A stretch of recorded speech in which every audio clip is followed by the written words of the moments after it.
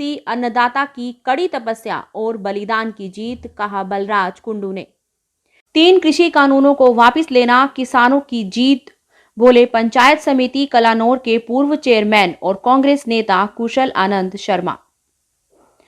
देर आए दुरुस्त आए, झुकी सरकार, किसानों के निकट प्रधानमंत्री, कहा सर्वखा पंचायत ने।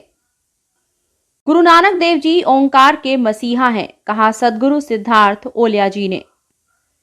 रिवाड़ी के गांव लुखी में स्वतंत्रता सेनानी के नाम पर बना पार्क अब बदहाली की अवस्था में। बाबा आजाद नाथ की स्मृति में कारोर गांव में हुआ भव्य भंडारे और रागनी कंपटीशन का आयोजन। कृषि कानूनों को वापस लेने के लिए दिए गए देश के नाम संबोधन में प्रधानमंत्री नरेंद्र मोदी ने कहा कि साथियों, मैं देशवासियों से क्षमा मांगते हुए सच्चे मन से और पवित्र हृदय से कहना चाहता हूं कि शायद हमारी तपस्या में ही कोई कमी रह गई, जिसके कारण दिए के प्रकाश जैसा सत्य कुछ किसान भाइयों को हम समझा नहीं पाए। आज गुरु नानक देव जी का प्रकाश पर्व है। यह समय किसी को भी दोष देने का नहीं है। आज मैं आपको, पूरे देश को ये बताने आया हूं कि हमने तीनों कृषि कानूनों को वापस लेने का, रिपील करने का निर्णय ले लिया है।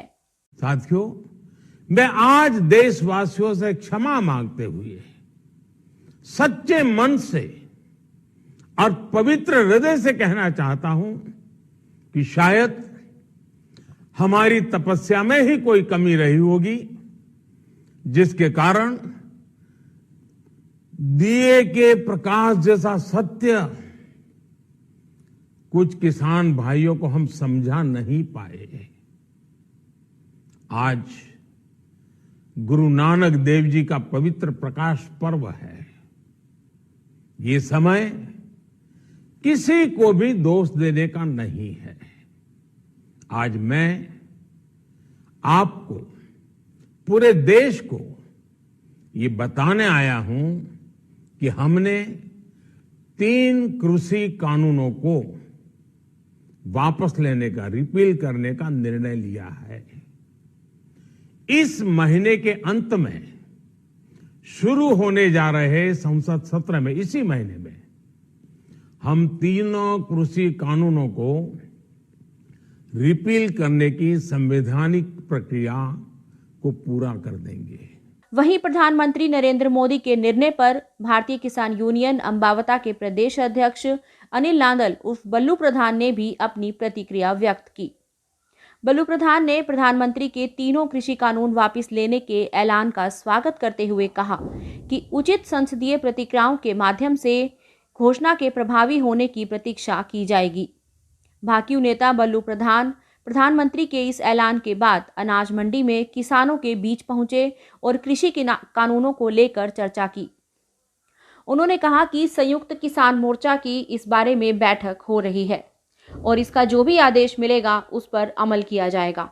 उन्होंने कहा, देखो, हमने 26 तारीख को 1 साल दिल्ली बैठे हुए हुआ, हम उससे 6 महीने पहले से आंदोलन चला रहे हैं। जब ये सरकार अध्यादेश लाना की थी, उसी टाइम से हमारा आंदोलन चालू है, कानून बाद में बने दिए। अब हमारे माननीय प्रधानमंत्री जी ने ऐलान किया आज पूरे राष्ट्र के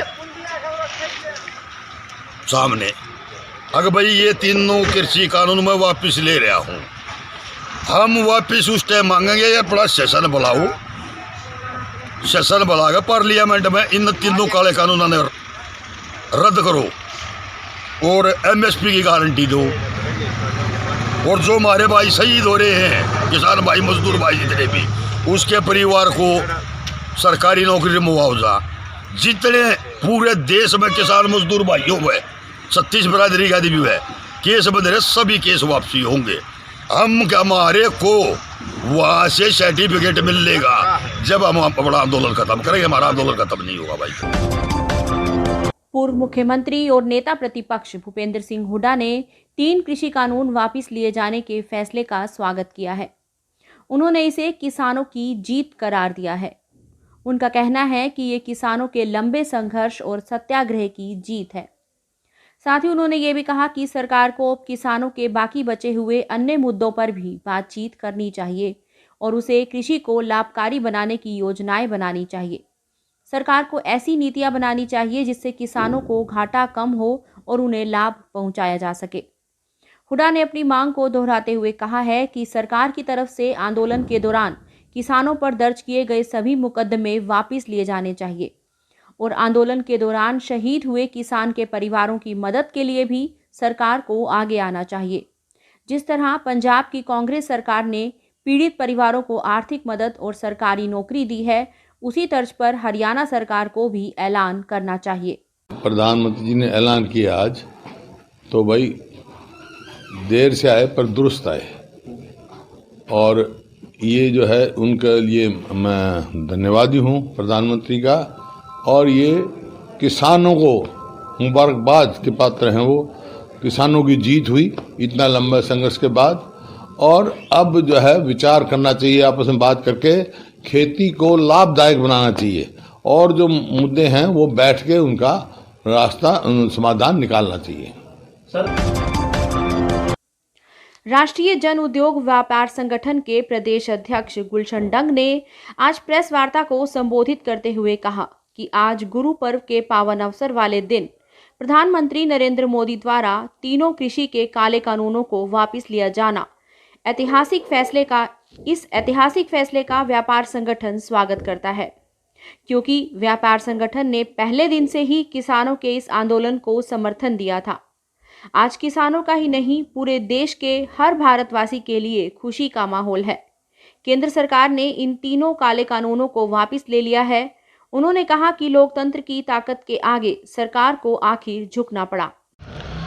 आज भारत के प्रधानमंत्री श्री नरेंद्र मोदी जी द्वारा गुरु पर्व के पावन अवसर पर कृषि के तीनों काले कानून वापस लेना, उसकी हम स्वागत करते हैं। देर आए दुरुस्त आए, और ये भारत के लोकतंत्र की भी बहुत बड़ी जीत है कि किसानों ने इतने लंबे संघर्ष के बाद इतना उन्होंने संघर्ष किया। उनके जज्बे और उनके जुनून को व्यापार संगठन सलाम करता है, और व्यापार संगठन पहले दिन से ही इस आंदोलन के साथ उनके साथ खड़ा था। चाहे वो बहादुरगढ़ का मामला हो, सिंधु बॉर्डर का मामला हो, कितलाना का मामला हो, मकड़ोली टोल प्लाजा का मामला हो, हर जगह पर व्यापार संगठन ने जाके किसानों का समर्थन किया। और किसान इतने साम दाम दंड भेद के बावजूद भी ना दबे ना झुके।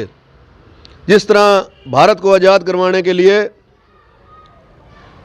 देश में कई कुर्बानियां हुई, मैं ये समझता हूँ आज़ाद भारत में पहली बार इतना बड़ा लंबा आंदोलन किसानों का चला, और उसके बावजूद, उस संघर्ष के बावजूद आज ये एक खुशी का माहौल देश में, जो पहले एक, मैं तो समझता हूँ कि एक अराजकता का माहौल हुआ पड़ा था, आज एक शांति का माहौल बना है।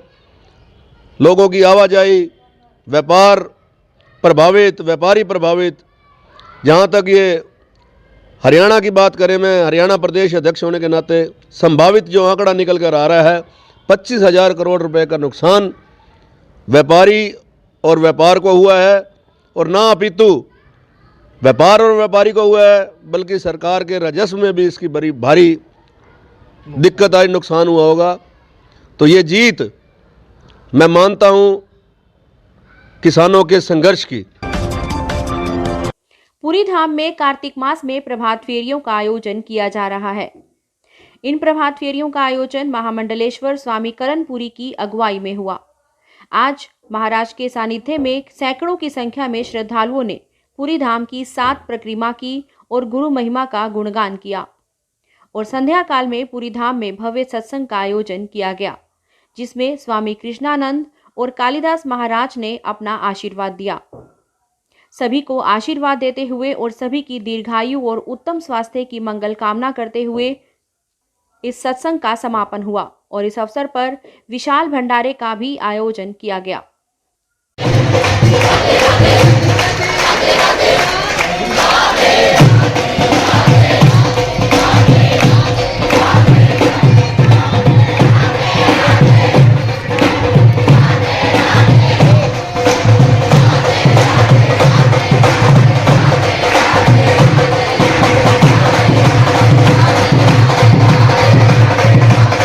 ओम सदगुरुदेव स्वामी बालकपुरी महाराज जी की असीम कृपा से पूरा कार्तिक माह सभी मेरी माताओं बहनों भाई बंधुओं ने आकर के घर घर जा कर के अलग जगाई, सभी के घर जा कर के हरि नाम कीर्तन किया। आज पूर्णिमा के दिन यहाँ पे डेरे जब परिक्रमा सब घर करी, उसके उपरांत डेरे की 3 परिक्रमा करी, उसके उपरांत यहाँ पे यज्ञ हवन किया गया, उसके बाद सभी को प्रसाद वितरित किया गया। मैं जितने भी संगत पूरे कार्तिक माह में या जो भी भगत जन जिस दिन भी आए सभी का तहे दिल से स्वागत अभिनंदन करता हूँ कि उस पर गुरु महाराज जी की कृपा अपार बनी रहे, सभी स्वस्थ रहे, निरोगी रहे, अन्न धन के भंडार भरे रहे, गुरु महाराज जी की अपार कृपा बनी रहे। और आज शाम को 3 बजे श्री स्वामी बालकपुरी मेमोरियल पार्क से प्रभात फेरी चल करके पूरी धाम के प्रांगण में आएगी, जिसमें आने पर हम सभी मिलकर के सारी संगतों का स्वागत अभिनंदन करेंगे और यहाँ पे हरि नाम कीर्तन होगा, उसके बाद विशाल भंडारा होगा। आप सभी मैं आपसे प्रार्थना करता हूँ कि आप आकर के फेरी की शोभा को बढ़ाएं, पूरी धाम की शोभा को बढ़ाएं। श्री गोकुल धाम वृंदावन धर्मार्थ ऑल इंडिया सेवा समिति की ओर से आज चमनपुरा स्थित सैनी धर्मशाला में निशुल्क स्वास्थ्य जांच शिविर का आयोजन किया गया। इस स्वास्थ्य जांच शिविर के साथ वहां कंबल वितरण समारोह भी किया गया, जिसमें बतौर मुख्य अतिथि रोहतक से सांसद डॉक्टर अरविंद शर्मा व पूर्व मंत्री मनीष ग्रोवर के पुत्र हिमांशु ग्रोवर रहे। समिति के संस्थापक देवेंद्र महाराज ने बताया कि मुख्य अतिथि डॉक्टर अरविंद शर्मा ने जरूरतमंदों को कंबल बांटे और आए हुए चिकित्सकों को भी स्मृति चिन्ह देकर सम्मानित किया। मंच का संचालन रामेश्वर सैनी ने किया और समारोह में बतौर विशिष्ट अतिथि वार्ड नंबर 7 से निगम पार्षद एडवोकेट मनोज कुमार रहे। इस मौके पर डॉक्टर अरविंद शर्मा ने कहा, वास्तव में जो आप लोगों ने ये काम किया है, जो गरीबों के लिए और सबके लिए आप लोगों ने कंबल वितरण का जो काम किया है, मैं बार-बार आपको बधाई भी देता हूँ और शुभकामनाएं भी देता हूँ। इस काम को इसी तरह से करते रहे। अभी रामेश्वर सैनी जी मेरे का लिस्ट पढ़ रहे थे कि क्या-क्या सोसाइटी जो है क्या काम कर रही है, धर्मार्थ के काम कर रही है। इसका कुछ शक नहीं कि आप लोग जुड़ करके तभी इतना हुजूम जो है आपके धर्म के कामों से संतुष्ट होकर के आपके बीच में लोग बात जो है आए हुए हमारी माताएं बहनें नौजवान साथी सभी, मैं फिर से आप लोगों को बधाई देता हूँ। और इसी तरह से नरेंद्र मोदी जी का भी, भारतीय जनता पार्टी का भी यही आगे का सबसे बड़ा काम है, सेवा ही संगठन, यानी कि सेवा से ही सब कुछ है। आप देखोगे सेवा से क्या है, सेवा से प्यार प्रेम बढ़ता है, सेवा से ऊंच नीच की बात खत्म होती है, सेवा से जाति पाति की बात खत्म होती है। इस सेवा शब्द को पकड़ करके, इस सेवा को पकड़ करके आप बहुत ऊंचाइयों तक जा सकते हो। तो मेरी आपसे यही प्रार्थना है कि सेवा में लगे हो, बहुत आगे जाओगे, आपके साथ हम भी आगे बढ़ते रहेंगे। सेवा से ही काम करें और भाईचारा बढ़ाने के लिए सेवा ही सबसे बड़ा रास्ता है। और इस रास्ते पर चल करके मुझे पूरी उम्मीद है कि आप सब साथी मिलकर इस समिति के जरिए से, इस संगठन के जरिए से हम आगे बढ़ेंगे। मैं फिर से आप लोगों का इस मौके पर धन्यवाद भी करता हूँ। महम से निर्दलीय विधायक एवं हमेशा से ही किसान आंदोलन में भागीदार रहे बलराज कुंडू ने तीनों काले कृषि कानूनों की वापसी के निर्णय को अन्नदाताओं की कठिन तपस्या और बलिदान की जीत बताया है। जारी बयान में बलराज कुंडू ने कहा है कि तीनों कानूनों की वापसी अन्नदाता के सत्याग्रह और सच्चाई और इंसाफ की जीत है। इसके लिए वे देश के प्रधानमंत्री नरेंद्र मोदी का धन्यवाद करते हैं और साथ ही ये भी आग्रह किया है कि वे एमएसपी की गारंटी समेत किसानों की तमाम लंबित मांगों को भी जल्द स्वीकार करते हुए अन्नदाताओं की सम्मान सहित घर वापसी सुनिश्चित कराए। कुंडू ने कहा है कि देश भर के किसानों की सामूहिक एकजुटता, त्याग और संघर्ष की बदौलत ही ये जीत हासिल हुई है। बीजेपी द्वारा तीनों कृषि कानून को वापस लेने के फैसले के बाद विपक्षी दलों में खुशी देखने को मिल रही है। रोहतक किला रोड पर पंचायत समिति कलानौर के पूर्व चेयरमैन और कांग्रेसी नेता कुशल आनंद शर्मा ने अपने साथियों के साथ मिलकर लोगों में मिठाइयां बांटी। मीडिया से बात करते हुए कुशल आनंद शर्मा ने कहा कि पीएम मोदी द्वारा इन काले कानूनों को वापस लेने का फैसला बीजेपी के मंत्रियों के मुंह पर तमाचा है। उन्होंने इसे किसानों की जीत बताया है और साथ ही कहा है कि पिछले 1 साल में जिन किसानों ने आंदोलन में जान गंवाई है, उनके परिवार को भी न्याय मिलना चाहिए। ऐसा आज सुबह सुबह राष्ट्र के नाम संबोधित किया आदरणीय प्रधानमंत्री जी ने, और उन्होंने जो है कहा है कि ये जो तीनों काले कानून हैं ये इनकी रिपील होगी। जो 29 तारीख से लोकसभा का सेशन शुरू होगा उसमें इसकी कार्रवाई की जाएगी।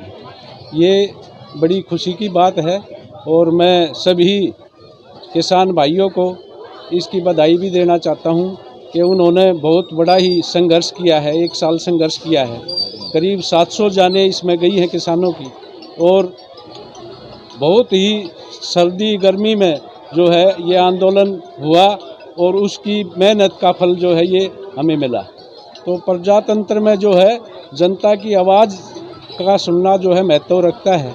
और जैसा अभी उत्तर प्रदेश में चुनाव भी है और उसका भी बहुत ज़्यादा असर है, क्योंकि वहाँ जो है 36 बिरादरी के लोग किसान संगठन से जुड़े हुए हैं, और अब इधर हरियाणा में भी यही हाल है और पंजाब में भी यही हाल है।